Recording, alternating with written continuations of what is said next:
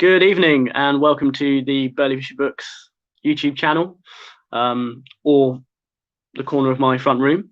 Thanks for joining us this evening for this event to celebrate the launch of London Gothic by Nicholas Royle and London Incognita by Gary Budden. Two short story collections which explore the weird and uncanny in our fair capital. Just to get the kind of schedule and admin out of the way at the very start, the books are of course available to buy on our website. If you haven't managed to get a hold of them yet, so we'll put the link in the comments on the YouTube channel. As the event's going on, please do feel free to leave your comments or questions in the YouTube comments, and at the end when we do the Q&A, I'll pop back in and collate the questions together and put them to both Nick and Gary. We're going to have two readings. First, a reading from Gary, and then a reading from Nick. And then we'll have a Q&A for about 20 minutes where the two authors will speak to one another. And then, yeah, we'll go to your questions. So thanks very much for joining us. And I'm going to hand straight over to Gary Budden. Hello, everyone. Welcome to the London Incognita, London Gothic event. I'm going to read a story from a little bit later on in the collection, a story called Red, something I've not actually read out live before, so this should be fun. All you need to know about this story is it's about a homeless girl, and it's set in 2007. Auburn's her nickname. It's the hair, rust red, chestnut, Auburn. A few mates call her Boudica. She's the indigent Celtic queen from High Barnet. The nickname's so all-consuming, it's gotten to the point where her own rarely used Christian name of Aoife is a thing alien to her. It sits oddly on the tongue like a piece of indigestible food. When teachers, social workers, police, bailiffs, magistrates have used it throughout her life, it's as if they're talking about another person, which they are really. They know the details as recorded in the paperwork, but they don't know anything of her life, knocked around by her old man as her mother watched mutely in a pink dressing gown, waiting for her turn. What a cliche to have an abusive, boozy dad busy with his fists. Something that appalls Auburn is how common the story is. These little humdrum atrocities are taking place all over the city, behind closed doors in Totteridge, East Finchley, Ladywell, Bruce Grove, wherever. Well, fuck him and all like him. So after that, she was fostered in a few places across London after the social services got properly involved. Eventually, she thought, sod all that, and ran away. It's better to go it alone.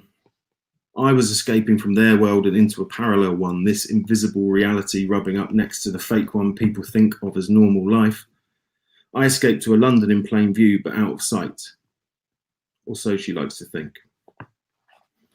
So she spends her time in the squats on the streets, in the homeless shelters, sofa surfing.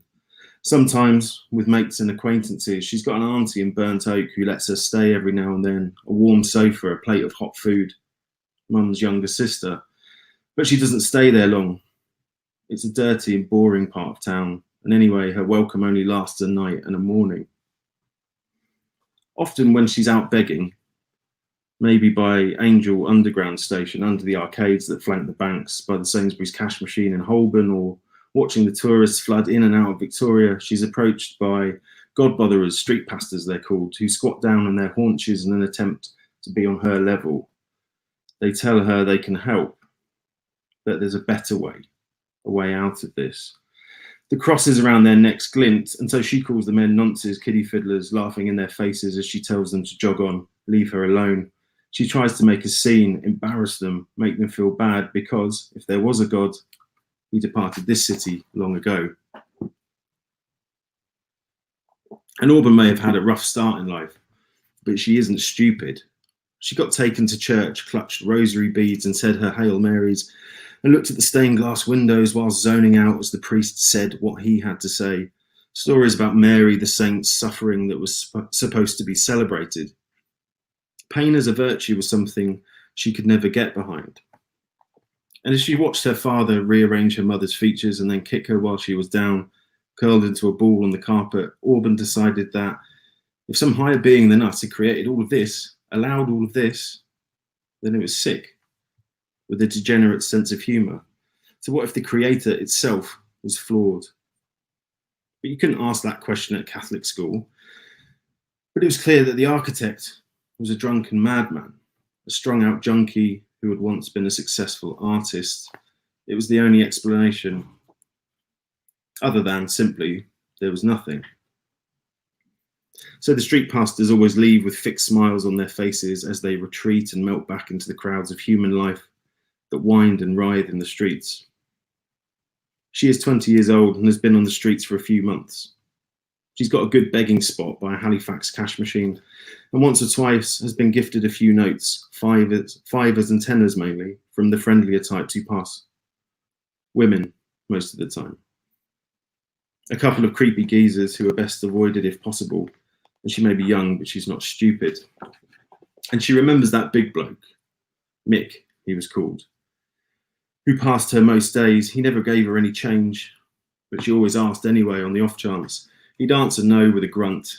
Well, he topped himself, threw himself off one of the roofs in Sky City, Wood Green. He travelled there especially to do it. The place, they say, had a special significance to him. He left behind a young daughter, but maybe she's better without him, thinks Auburn. She remembers reading about it in the Metro last year. So it goes. He'd probably turfed a lot of her mates out of the squats, or when they'd fallen behind on the rent, kicked out the needy and the most at risk to face greater dangers, this surplus nuisance population that she strangely enjoys being a part of, well, he was their enemy. Mick made people homeless when he knew there was more than enough space in this city to keep everyone warm and out of the rain, so let him rot. The winters in London, whilst not as brutal as other parts of the world or even the rest of the United Kingdom, are harsh if you're on the streets. Winter is a time of 4 p.m. darkness, stinging rain, puddles and splashes, and it's cold, always cold. Wet shoes half the time. It's miserable. And this is the time she aims to be in the squats or with her auntie in Burnt Oak as much as possible. It's no time to be outside. She weathers the Christmas of 2007 and heads into a freezing January. She's doing fine by herself. Feels like she has the run of London, enjoys the time she spends wandering, and how she's imprinting a map of the streets, her brain rewiring to match the city. She thinks of a map in terms of arteries, veins, capillaries, the nervous system. Skim me and spread me out like something at the Body World exhibition in Piccadilly. It would form a map of all the streets in the city I've wandered down, begged on, the alleys I ducked into, and made my escape through. Thanks. Great reading, Gary. Thank you very much. Hello, everyone. I am going to read the opening story from London Gothic. It's called Welcome, and I'd like to extend my apologies to at least one person who I think is watching who has heard me read this story, indeed only earlier today. Welcome. Hi, welcome to your new home. The front door is sticking a bit, sorry about that. Pull it towards you before trying to open it, that should do it. We've left you a bottle of wine, we hope you like red, and a lucky succulent. Give it a drink now and then, not the wine, but don't overfeed it. Don't let it die. The keys are colour-coded. The Yale key with the yellow dot is for the street door. The red ones, Yale and Mortis, are for the front door to the flat. These are new. I mean, the locks are new. And the keys, obviously, because we had to get the whole door replaced not long ago. I tried to get all the bits up, but you might find the odd wood shaving or patch of sawdust or even a little spot of blood in the hall. It's hard getting into the cracks between the wood flooring. The little key with the blue dot is for the communal store cupboard on the ground floor. We never used it. There was never any space. The Turkish couple in flat 2 had pretty much filled it up with those big stripy bags, you know, the ones like laundry bags. I don't know what was in them, but they weighed a ton. Anyway, you've got the key if you want to have a look. Supposedly it's a shared facility. The other keys with blue dots The other keys with blue dots are for the back door leading to the back stairs. Some people use the back door as their front door, if you see what I mean. We hardly ever used ours, apart from when we had to get the front door replaced. It sticks as well. Pull it hard or give it a shove if you're outside. There's a little blue bin at the bottom of the back stairs. They call it a large blue bin, but look at it, it's tiny. It's for food waste, but some people chuck anything in there. To be fair, so did we, when we couldn't be bothered to go all the way to the bins at the back of the car park, but it soon fills up. There's an even smaller blue bin in the kitchen. You're meant to put a compostable bag in it, fill it, and then take the bag out and stick it in the supposedly large blue bin outside. Good luck with that. The boiler is only 2 years old. We never really bothered with it, just kept it on all the time and used the thermostat in the hall for heating. The little trapdoor in the hall ceiling is for the loft. If you want to go up there, you'll need a stepladder, or if you're pretty agile, you could stand on a high stool if you've got one, and I guess you might have or might be getting one or two, so that you can make use of the breakfast bar in the kitchen. If you stand on a high stool, you can open the trapdoor, which opens inwards, upwards really. It's not hinged or attached. And then if you're strong enough, you could hoist yourself up so that you can see into the loft. Another good lift and you should be able to wriggle your way through the opening and then you're in. Take care though, because if you happen to kick over the stool as you're launching yourself off it, well, you're fucked really, aren't you? I mean, I guess you could lower yourself down and then drop to the floor, but it depends how tall you are, how far you'd have to drop. Could be okay, might not be. You might break your legs. Anyway, assuming the stool remains standing and you're in the loft, perhaps now sitting on the edge, you should be able to worm your way in. Now it's an advantage to be smaller, but even if you are, it's still not a good idea to stand up straight, because the roof itself is on a fairly steep slope, and then you've got all the beams, some of which end in mid-air for some reason, and they've got pretty sharp edges. To be honest, we'd never been up there at all until recently, and we only did go up there once we realised the blue bin was too small for some of the bits we wanted to put in it. And to be fair, I wasn't convinced we should be putting any of those bits in the food waste at all, with or without a compostable bag. I mean, you might say it's like a leg of lamb or a T-bone steak or whatever, and they do say you can put any food in there, cooked or uncooked, and this was definitely not cooked, but still I wasn't convinced. We thought maybe it was fine, but I wasn't sure. So, the loft. I mean, that stuff's got to go somewhere, right? And if you've got a loft, you might as well use it. The thing is, we don't want you going out of your minds looking for the source of the smell, if there is a smell. Didn't want you ripping up the floorboards, you have a job, there aren't any, or replacing the plumbing or whatever. Neighbours. I mentioned the couple in flat 2, they're no bother. Flats 1 and 4 have a fairly high turnover of young people who all seem to know each other. They've never been any trouble. Flat 5 is a West Indian woman who receives occasional visits from her son. And flat 6, well, flat 6 was Ivan. So flat 6 should be nice and quiet. Oh, and that other small key on the keyring, the one without a coloured dot, that's for the padlock on the outside of the trapdoor. But we thought we'd better, just in case. Enjoy your new home. P.S. Don't worry about forwarding post.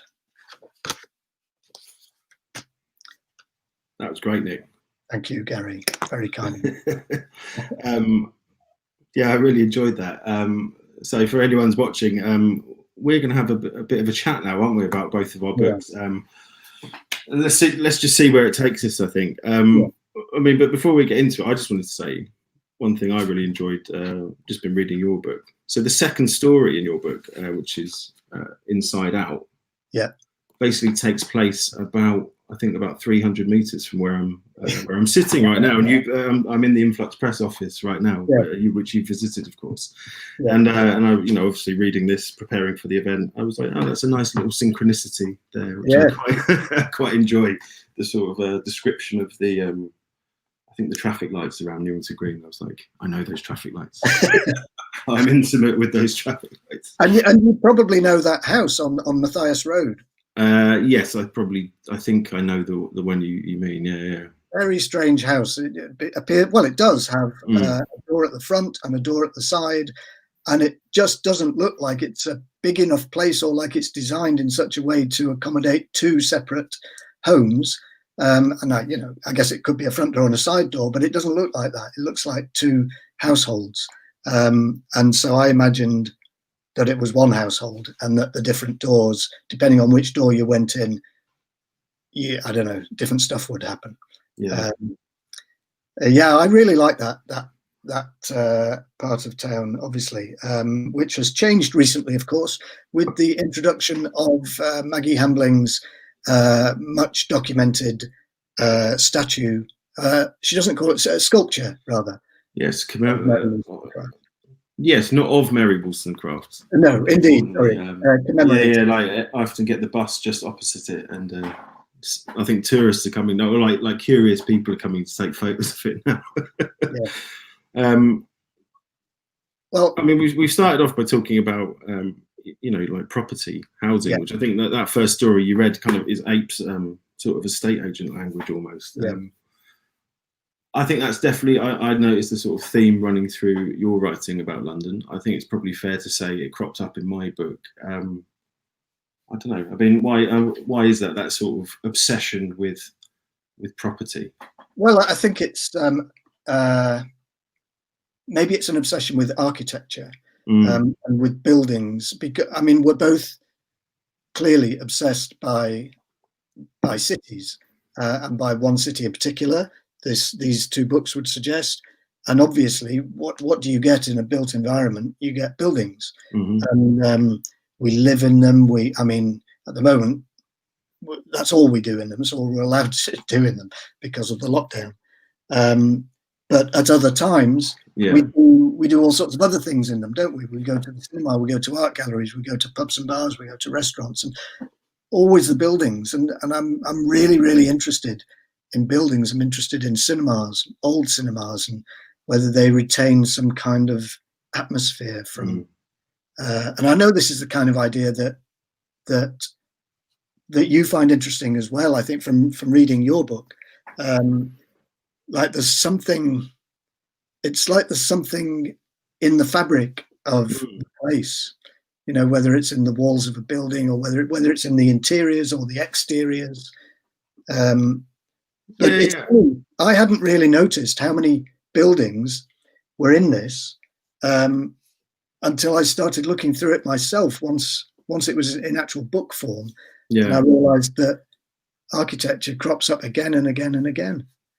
And it doesn't mind. I mean, say like my first book, Hollow Shores, I suppose was much more focused on you might say rural or maybe edgelands or at least coastal landscapes. And I was always very interested in, I suppose, nature writing and aspects of folk horror, although I've kind of got a bit bored of it now. And I'm a big fan of weird fiction and certain kinds of, I say, literary horror fiction, which is quite obvious if you read this book. And I don't know, I became more and more obsessed with the sort of human-built environment. And I was looking at most of the narratives in the fiction I really enjoyed. Didn't really focus on that as much as it did on maybe more traditional rural or natural landscapes. And I don't know, I just started wondering why that was. So for me, I made a conscious decision with this book that I wanted to write a book specifically about London and specifically about the kind of either shit bits of London or areas that would be considered not sexy or particularly interesting, which, the story I read, it mentioned sort of outer areas like Totteridge, East Finchley, High Barnet, because I just became more and more interested in these places, because the more and more you walk a city like London, you realise there's a lot of buildings. The entire environment's built by us, but it's been built over, in a city as old as this, over literally hundreds and hundreds of years, and that really fascinates me. And it started to become more interesting to me, because I was like, well, the majority of people live in urban environments, at least in Britain. I really like the epigraph both epigraphs that you use, one from Arthur Machen and one from Michael Moorcock from London Blood.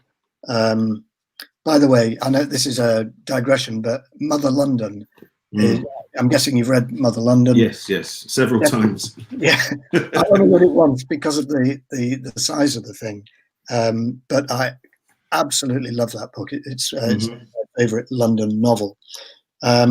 I've got The London Adventure by Arthur Machen, but I haven't read it. I've read other things by Machen, but I love this quote that you've used as an epigraph, which I'll read, if I may.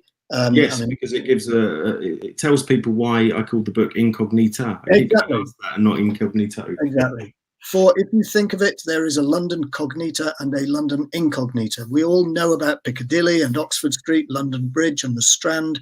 Olympia had made familiar with a little island in otherwise unknown Hammersmith. The boat race illuminates Putney, and the most inexperienced have ventured into High Street, Kensington. But where will you be if I ask you about Clapton, about the inner parts of Barnsbury, about the delights of Edmonton? Now, he wrote this nearly 100 years ago. This came out, I think, in 1923. And maybe we could strike Clapton off that list. But the inner parts of Barnsbury and the delights of Edmonton, that completely holds true now. These are areas that a lot of people would go, where is that? And I'm trying to think where Barnsbury is exactly. I know Edmonton a bit better now because I've just moved to Enfield, and I used to live in Tottenham. Yeah, so that's an area I started exploring. But what struck me about that book by Machen was the relevance of that quote, and I just found it quite funny because it's supposed to be the third volume of his autobiography, and it's supposed to be his attempt to write his book about London because he, was obviously fascinated with the city. I think he's one of the first people really we could credit with bringing in those sort of like folk horrors into the city. Yeah. He's largely a writer was known for his fiction, but the whole book becomes a digression about his failure to be able to write a book about London, which I found quite sweet and very amusing. And I like this sort of admission that you can't write about any city of a certain size with any degree of authority. You can only sort of add to the stories there, if you see what I mean. I think throughout London Incognita, one thing that comes out of that book is your obvious affection for and love of and interest in other fiction about London.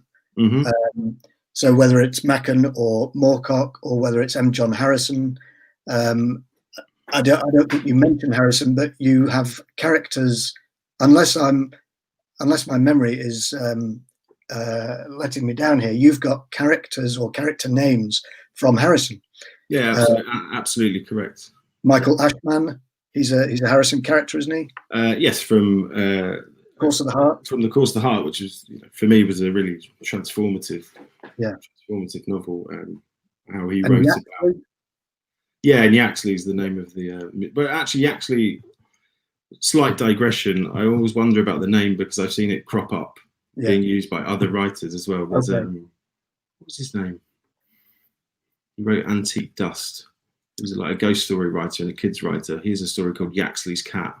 Right. So I found that quite interesting. Oh yes. That was I don't know who it is. What were we saying there? Yeah, no, I'm very, very aware of that sort of, I suppose, like lineage of London weird or London writing. I mean, there's so many. I know you have a shelf, don't you, of books that just begin with London, whatever. Yes, your book will go on it, and and your book as well. It might seem narcissistic, but my book will go on it. I mean, we have to put our own books somewhere, don't we? And Hecate Shrike. Now, where's that from? Timothy Jarvis has written about Hecate Shrike. He did. That was with his permission. Okay. A nod to my friend, the writer Timothy Jarvis. Right. He's an excellent weird fiction writer, and Hecate Shrike was supposed to be a kind of weird or sort of occult poet from Luton. Tim wrote a fantastic piece of like sort of almost cosmic horror set in Luton. I just thought, this is fantastic. That was the kind of stuff I wanted to do. I thought I wanted to write these kind of fictions, I suppose, in areas where people use all the time that are not considered. I suppose not, definitely not cinematic, not literary, not poetic, but you can I don't know. You can start to see them in that way. You also head to like Ladbroke Grove and Notting Hill and so on. I love you skewer the sneering booksellers of. No, I'm not saying they're all like this, but some of the guys who've sold books in Book and Comic Exchange over the years have given some of us the odd. They can give you a look, can't they? Yeah, they can. Yeah, I've had they have done in the past. I've had a few experiences like that. That definitely fed into there with let's say sniffy secondhand record and booksellers. Yeah. Because the thing is, I don't think I look like a particularly bookish person. I remember asking a question about some secondhand copy of a Calvino book. Yeah, I've never been treated so rudely by someone. Oh, really? I just thought, what the fuck's going on here? Do you know? I've read the book. I was just curious how much this this really old edition is selling for. I mean, the very worst thing you can do in that shop. I'm not sure it's still the case because I haven't tried to do it for some years. But there was a time when the worst thing you could do would be to go there with some books that you wanted either to sell or for part exchange, and the look that they would give you, and I mean, they depend on getting new stock. Well, this is the thing, and you almost feel guilty for selling books that like crappy books, but that's why you're selling them, because you don't want them. You're not going to sell your good stuff, are you? It doesn't make any sense. Not too much of the good stuff. I was going to ask you something. You asked me about London Incognita having a real awareness of London fiction. Yeah. Something that really struck me reading this is there's a lot of talk of cinema and filmmakers and Hitchcock especially, and I just wondered if you could sort of talk about that, because I never really think of personally London as a cinematic city in the way some other cities are maybe to me more cinematic, but there seems to be a real focus on either documentary filmmakers or like Frenzy by Hitchcock. And I mean, I do think of it, and I think maybe it's because when I moved to London in 1982 as a student, for me, what London was all about was film, because insofar as I was going to the cinema all the time, I was going to all the lovely old repertory cinemas, most of which sadly don't exist anymore, and almost every night of the week, and so I associate, and also I joined the NFT, the National Film Theatre, which you mentioned in Judderman in London Incognita. And so for me, it feels like it feels very much like a cinematic city. Yeah. If only because I saw so many films there in so many different cinemas, and then I started to become obsessed by certain individual films, like say Performance. I don't think I mentioned Performance in London Gothic, but I became so obsessed with Powis Square, with the house in Powis Square that was used for exteriors but not for interiors, and I remember finding that out and being really interested by that, because the interiors were filmed miles away, I can't remember where, and yet so it was only the outside of that house in Powis Square in Ladbroke Grove that was used in Performance, and yet you believe, I like that. I like the fact that even though you know that the interiors were done somewhere else, you nevertheless think that if you penetrated that doorway, if you went there, you'd be walking down that same hallway, you'd encounter James Fox and Mick Jagger, and as you say, Hitchcock. I mean, Frenzy is not one of his best films, I don't think, but it does have at least one great shot in it, when I think the camera is pulling back out from a murder scene, and it's on Henrietta Street, I think, or in Covent Garden, or one of those streets, and the camera pulls back, and then it's brilliant the way that he does that. So yeah, there is a lot of cinema in London Gothic. There's a lot of art, and then a lot of maybe there's less stuff about books than there is in London Incognita, and that is one of the things that I love about that. All the books. I mean, we've talked about the different writers that you talk about. We've talked about the secondhand booksellers. It's clearly I love the way that it shows your love of books. And I mean, just look behind you. Clearly, you love books. I'm in the office at the moment. I know. So yeah, these are all our you love books so much. You don't only write them, you publish them as well, and that's something you both do. Samuel has joined. Sam Fisher has. Hello, I'm appeared. back. Just slid from the side of the screen. On that talk of books. Loving books, yeah, nice books behind you, Sam. A sneering bookseller, just kind of come and cast judgment on your questions and conversation. I thought we might take some questions from the audience. We've got a couple here. Yeah, absolutely, yeah. So one from Justine Bothwick, and this one for Nick. Have you ever lived in Sinclair Road?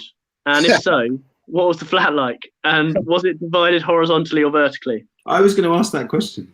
Oh, really? Yeah, I was going to ask. Well, I mean, I say in the story, thank you, Justine. It's very kind of you to A, be here, and B, ask a question. And such an enjoyable, entertaining question.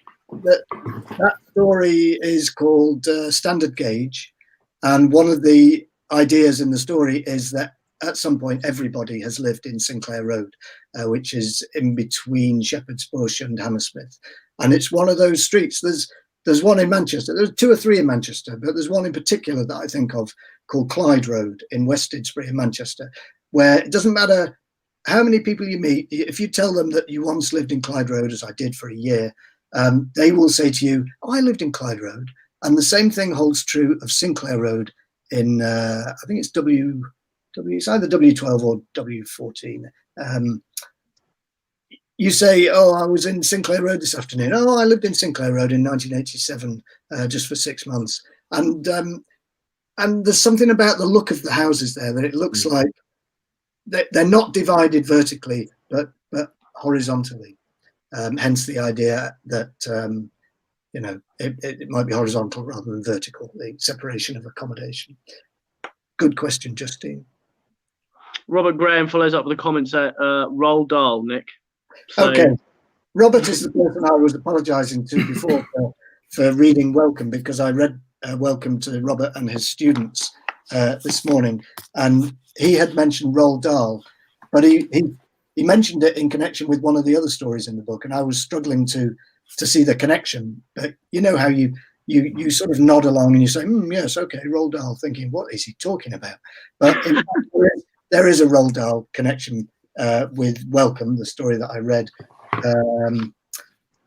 However, what Robert is kindly doing is he's nudging me to tell my Roald Dahl anecdote. So I will happily do that. Many years ago, I saw Roald Dahl doing a signing in Covent Garden Piazza. He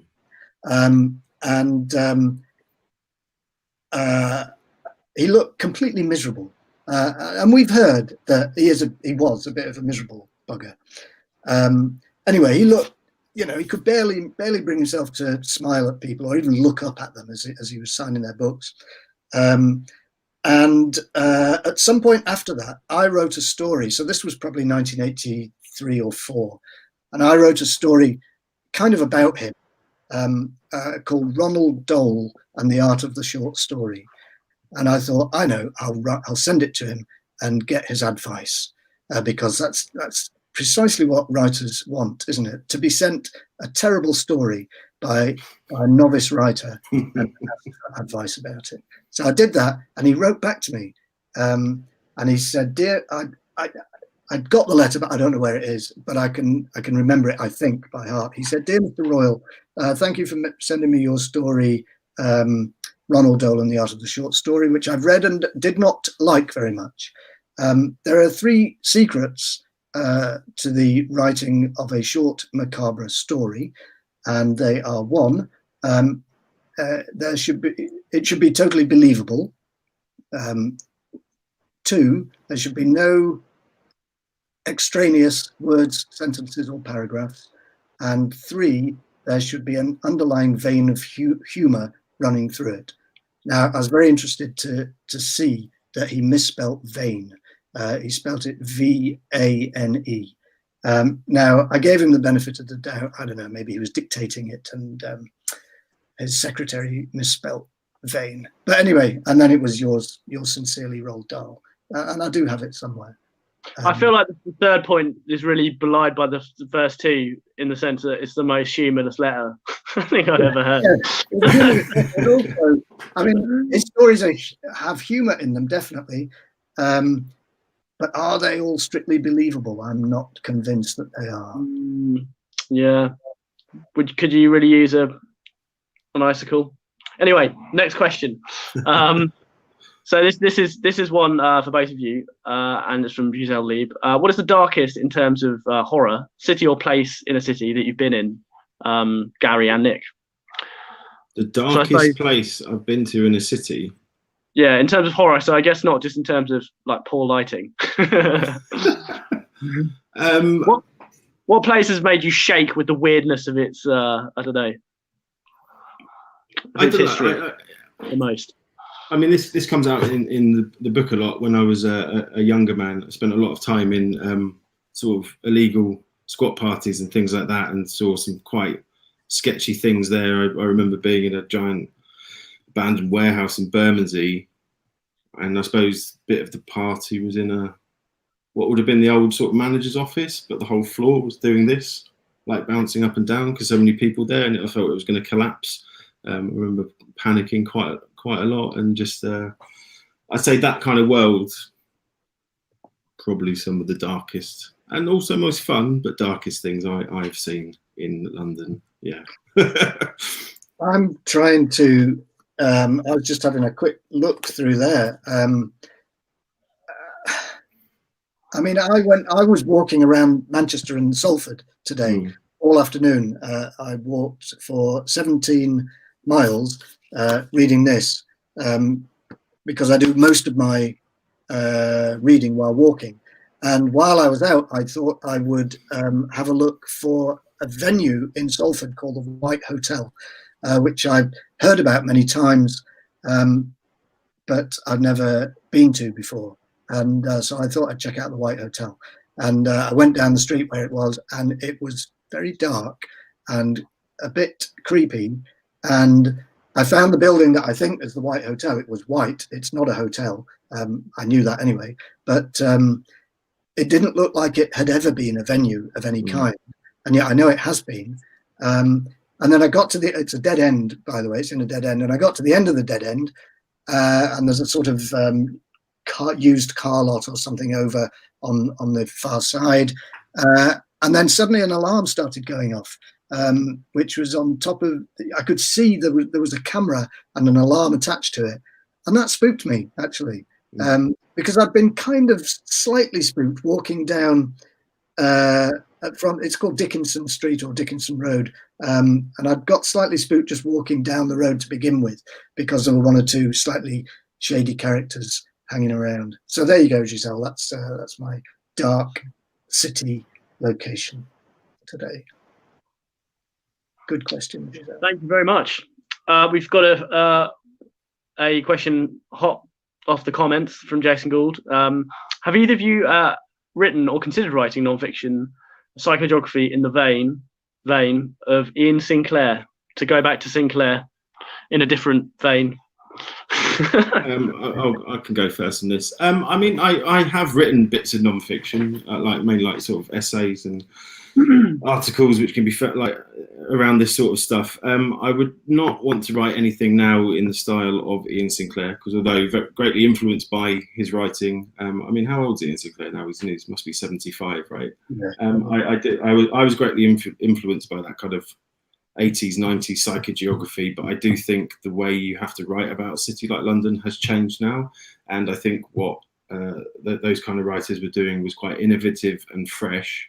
So to just try and, I suppose, ape that method would, for me, is not the way to do it now, which is why I wanted to write London Incognita, which was consciously taking that kind of Sinclairian, if you want to call it. I'm a big fan of Stuart Home as well, kind of writing, but mixed with the weird and horror fiction of like Arthur Machen, who I'd say is kind of a forerunner of Sinclair anyway, with his non-fiction work. But I don't know, I might write. I mean, I've had ideas for non-fiction books, but I tend to sort of gravitate more towards fiction, because the inherent sort of oddness I sort of get out of the urban environment, I can get that across better in an uncanny story than I can in non-fiction. Yeah, I mean, I'm the same really. I do. I mean, I have just finished writing a non-fiction piece, a chapter for a book called Writing the Uncanny, and I was writing about beaches, which might not immediately strike you as the uncanniest location, but I really got into it actually, and it took me longer than it should have done, but because I kept thinking, oh my God, I think I've finished, and then I'd suddenly think, but I haven't included X or Y or Z, things that seem to me absolutely essential to include. I think there's a real danger with, I mean, I'm a huge admirer of Ian Sinclair, but there's a danger obviously with allowing yourself to write too obviously like the people who you admire. And I know I've done it over the years. You know, I probably had a Roald Dahl phase, and maybe Robert Graham is right that Welcome is too close to Roald Dahl. Maybe I've come full circle. I had a phase when I was writing too close to Ramsey Campbell, or writing in a way that was too close to M. John Harrison. In fact, a reviewer said of my novel, The Matter of the Heart, that it was ripping. I mean, he didn't use the phrase ripping off, but he clearly meant that I was ripping off M. John Harrison. And Mike had given me a quote, I think, for that book. So I don't think Mike was worried about that kind of thing. But you've got to be careful about your influences, and yeah, I mean, it's good to be influenced by people, and it's good to steal from people, to borrow from people, to steal from people. But you've got to somehow, I think, try and create your own style, or allow your own style to evolve. Yeah, absolutely. I'd just like to add, I mean, for me, one of the big things about not doing that kind of non-fiction is I do seriously question how many more books written by sort of a white bloke wandering around London we sort of need. And I think you're right, Nick. I probably aped some of that writing myself at first. And then this book is, I think, the first book I'm happy with, where I feel like I've sort of got to the point of what I'm trying to do. Do you know what I mean? And I didn't want it just to be about my experience of the city. You know, it does try and include you have voices from various people, and there's various cultures as well. And, yeah, and you write female characters, and you write them very convincingly and sympathetically. Yeah, and so the kind of key point for me with this book was not to have that sort of, I suppose, almost detached style of someone like Sinclair. I wanted it to be about certain characters who might have read Ian Sinclair. Does that make sense? Yes. So the book exists in a world where these psychogeographic texts exist. Yeah. In this fictional world. Exactly, if that makes sense. Yeah. Good question though, Jason. Good question, great answers. So we've got 2 more questions. One which is kind of very similar to one that I was going to ask, which we could deal with first maybe, is aside from Mother London, can you each please recommend one book about London for people to read to get a handle on your own takes on the city? And I guess what I was going to ask is, talking about new voices, is there anyone that you think who's writing about London now and about how London as it is now, that you would particularly recommend? Gary, you're allowed to recommend books you're publishing as well, so you know it's an opportunity for some free publicity. What, in terms of fiction, do you mean, or just in general? I think, well, I guess we were talking about non-fiction, so if you can think of any non-fiction writers who are writing about London, that would be great. What at the moment? I'm obviously there must be loads, but or fiction. I would say, in terms of like modern fiction, short fiction, I think Irenis Nakoji's first collection, Speak Gargantula, had some really great examples of, I'd say, like London uncanny fiction. Yeah, really, really good. That would be probably my recommendation. I'm trying to think of like modern non-fiction writers about London. I mean, to be honest, I haven't really picked up that many at the moment. I might pick up more like I've read more sort of history books at the moment. I was reading the book The Five by Hayley Rubenfold, which is about the 5 women who were murdered by Jack the Ripper. So it's sort of Oh, that the Um, newish book that focuses on the victims rather than yeah. So it focuses on the victims rather than the murderer, and that's really good. That's really interesting. So that's a good one, I think, if you want to sort of see that kind of sort of almost like Victorian mythology, sort of stripped back and focused on, you know, the people who actually died. That's a good one. I really like this book, Hotel 167, Jane Solomon. It's in my Picador collection. It was her first novel, and it was published in 1993. That's where I went a minute ago to get it off the shelves. I read it when it came out and thought it was absolutely brilliant. I've read it again since, and I've become very aware that it was a novel by a very young person. It's probably I've become, I guess I've become more critical as I've got older. In terms of people writing now, because Jane is not writing now or not publishing now. Gary Budden, he's good. I'm going to name a few more like what I'd say key like London fictions for me. Nick mentioned one of them, which is Mother London by Michael Moorcock. Fantastic book. I'd also say for me, The Good Terrorist by Doris Lessing, which is a really brilliant book set in sort of like far left radical circles in the 80s. The Lonely Londoners by Sam Selvin, which is about the first, I suppose, about the Windrush generation. That's such a fantastic book. And on the more kind of weird horror side, I think Nick will have read this one as well, London Revenant by Conrad Williams. Yes. That's a really good one, probably much lesser known, I think. So there's 4 recommendations just off the top of my head. Can I add to that? It's another bloke, unfortunately, but it's Christopher Pettit's first novel, Robinson. Absolutely love that novel. And Mike Harrison has written brilliant stuff set in London as well. But then so have thousands of people whose names are just vanishing from my head right now. Well, thanks for those recommendations. That's great. I'll make a list of them, but I'll put them in the comments if I can remember them. So one final question from Caligari, which is, the mayor has suggested that there's an existential threat to central London. Any imaginative projections as to what dug-in COVID, home working, etc. might do to the square mile and its environs? Ooh. So what's going to happen to the square mile? Wow. That's a really good question. So we're talking about the city of London rather than like central London. Yeah. So yeah, exactly. It is amazing. I mean, I cycle through it every day because I live in South London and work at obviously in Dalston, and it's empty. I mean, the city of London's so old, though. I mean, it survived, a few plagues and fires and all that sort of stuff. So, I mean, it's at the heart of the sort of financial industry. The city itself is quite rich, I think, but it's a lot of business.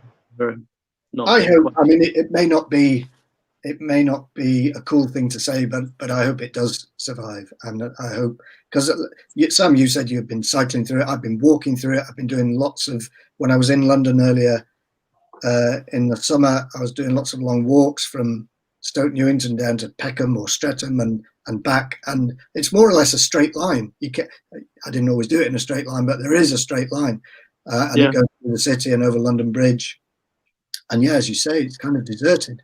And while that's has a sort of curiosity value for a while, it becomes sad, and it adds to the sadness that I'm feeling as a result of lockdown, which is beginning to get to me, actually. So I can't come up with any imaginative. The questioner, I think, is asking us to come up with an imagined reuse of the space. We should turn all the skyscrapers into farms. That's my idea. Yeah, like sort of sky gardens that grow up the sides of the buildings.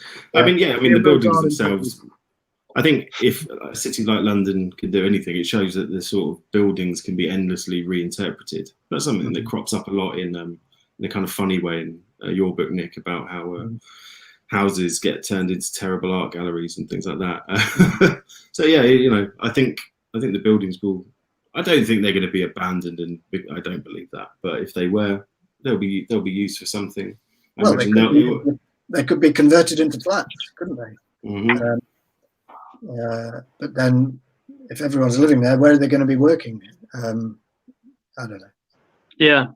Well, Dan, who is doing the tech for us tonight, is an anarchist, so I imagine he would say burn it all down. But I think I'm with you, Nick, that I want someone to be able to cycle to me on my way to work. Yeah. So we've got one last question just come in, so perhaps we could quickly deal with this. And it's from Amanda Dackham. And she asks, is there a dialogue between your writings about London and writers in other cities, or is London a standout city for this kind of writing? So I'll go first on that. Yes, 100%.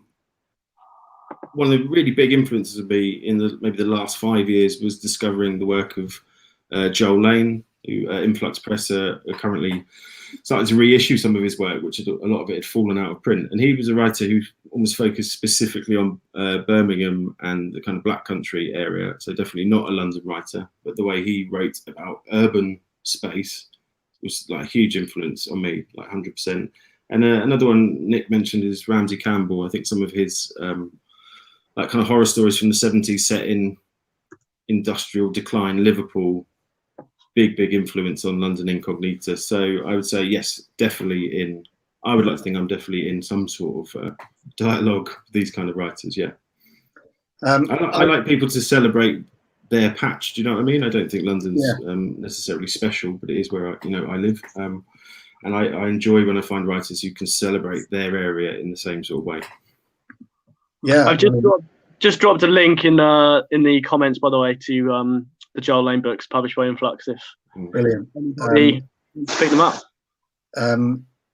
There's a writer, former student of mine, and then she became she's now a PhD student of mine, but she became an author of mine at SALT, Kerry Hadley Price, who is like Joel.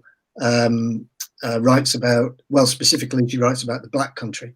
Joel sometimes wrote about the Black Country, and indeed on one occasion he took me to the Black Country, and we had a good day out in the Black Country. That's not a great anecdote. But, I'm glad you had a nice day though. Yeah, we did have a nice day. We had a much better day there than the time we went to the Bush Theatre and then back to Manor House, and Joel had what do you call it, a sort of hypo thing, where because he had diabetes, and he kind of went completely blank, and it was terrifying. That's one of the weirdest. In fact, going back to Giselle's question, the darkest place in London, the darkest experience I think I've ever had in London, or the most frightening or disturbing, was with Joel. When he had this, we were in the theatre and he just kind of blanked. He seemed to go away. I mean, he could still respond to instructions, but he couldn't speak, he couldn't answer. And I managed to get him from Shepherd's Bush all the way back to Manor House with him in this state without having a clue what was going on. And at one point, some guys pulled up in a car on Seven Sisters Road, and they were looking at us in a weird way, and I had to drag him across. It's like a 4-lane highway at that point. I had to drag him across the other side, and then finally got him back to my flat. And for some reason, thought to offer him a biscuit, and within 10 seconds of him eating a biscuit, he was fine. And then he realised at that point he needed to carry biscuits wherever he went. But it's great that Gary. Now that sounds like a Roald Dahl story. No, it's a good story. Except it had a grislier ending. Gary and Kit at Influx are reissuing Joel's books. Great to get them back out there. Just to add a little bit more about other writers who write about cities sort of outside of the UK. I'm a big admirer of Rebecca Solnit, how she wrote about San Francisco.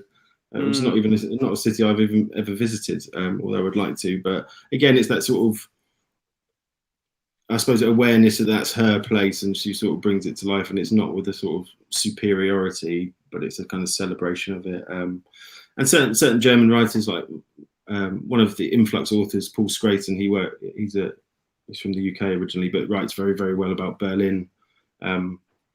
Again, big influences on me, how people can sort of write about these places they know almost obsessively.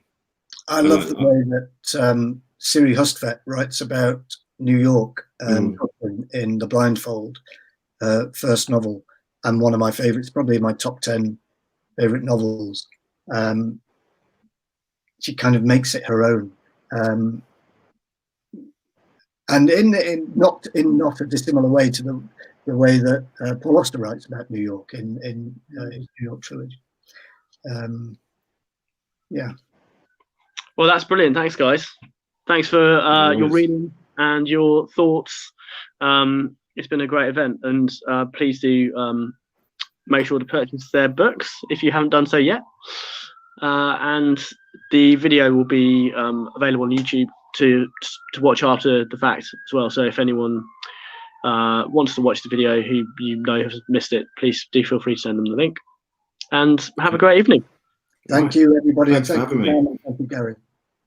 Thanks, guys. Thanks. Bye. Thank you.